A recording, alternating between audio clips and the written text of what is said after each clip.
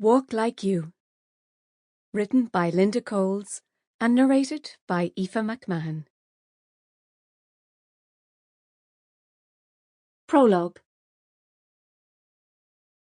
There was no going back now.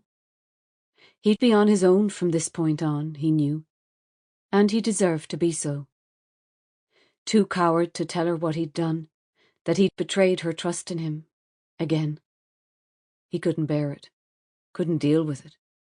And after all the tears she'd shed, they'd both shed, promises that he'd try harder, get some help, promises that she'd wait for him, but not for an eternity, she'd made that part clear. He'd eventually managed to abstain from the devil, but temptation had long, gnarly fingers that pulled at him like a fly dragged to a spider's web.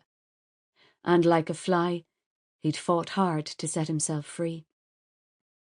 Not hard enough. He was weak, he knew that, and he despised himself for being so, for what he'd done, and for the upset to come, for her.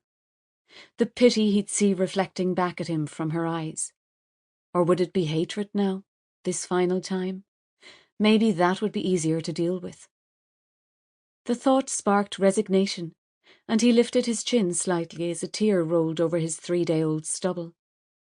He watched it land on his thigh, a tiny wet stain spreading as another fell and added to it, widening the dampness on the trousers of his uniform.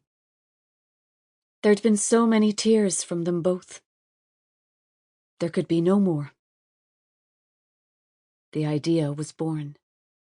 It would dissolve the anguish in each of them, set them free. Wiping his face with the flat palm of his hand, the driver sniffed loudly to clear his sinuses and force an energy into his lungs. The idea had caught him by surprise, but he was instantly comfortable with it all the same. There was no other choice.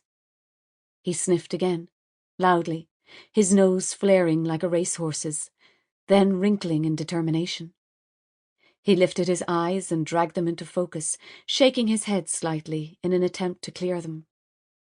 A shot of determination coursed through every muscle, every sinew, every tendon. He sat up straighter in his seat, feeling cocky almost, as he edged the accelerator on another 10.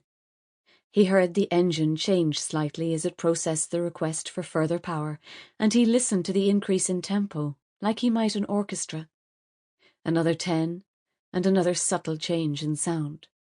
It was likely not audible to anyone sat in the carriages further back, but he was tuned in.